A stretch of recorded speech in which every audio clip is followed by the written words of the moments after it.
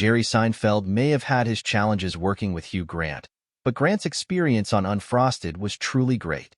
Grant plays actor Thurl Ravenscroft, the longtime voice of Tony the Tiger, and he had nothing but praise for Seinfeld while speaking to Entertainment Weekly. "He's definitely great," quips Grant, speaking of Seinfeld's skills as a director. "Jerry brings different things to the table. He's a brilliant comic, and he'd written a great script. He and his team are able to massage the scene and the whole time and come up with new jokes left, right, and center.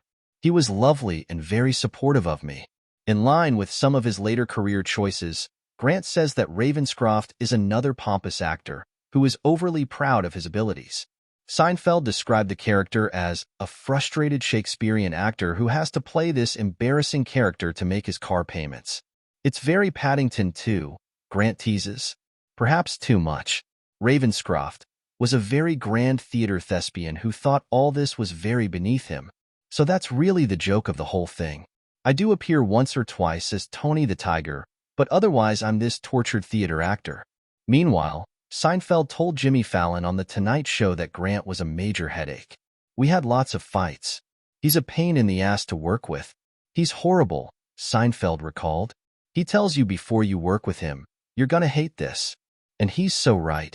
Though he also clarified that he and Grant were fast friends by the end of filming.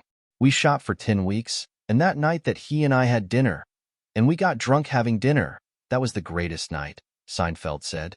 "Because he's so cool and he's that English thing, that witty. He looks good in a jacket. He's one of those guys. I love those guys." Now, the only question remains whether the very British Grant is a fan of American breakfast cereals, specifically the sugar-coated Frosted Flakes promoted by Tony the Tiger. "I don't know anything more delicious," he declares.